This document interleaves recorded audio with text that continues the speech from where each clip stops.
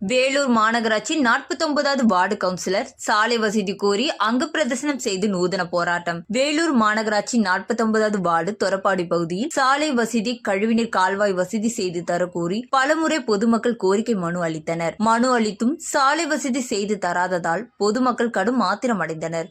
இதையடுத்து அப்பகுதி AIADMK ward councillor S. Loganathan தரையில் உருண்டு மக்களுக்காக சாலை வசதி, கழிவுநீர் கால்வாய் வசதி அமைத்து தர கூறி நூதன முறையில் போராட்டம் நடத்தினார்.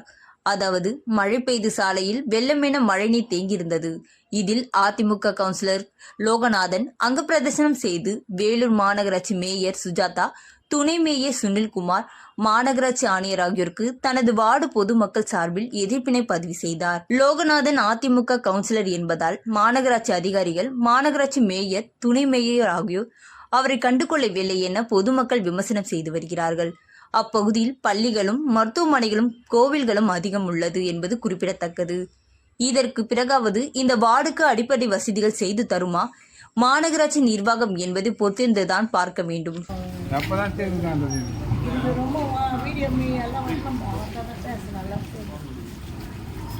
நேற்றுக்கெல்லாம் வாட்ஸ்அப்பில் போயின்னு இந்த மாதிரி பள்ளத்தில் நடக்கவே முடியாது.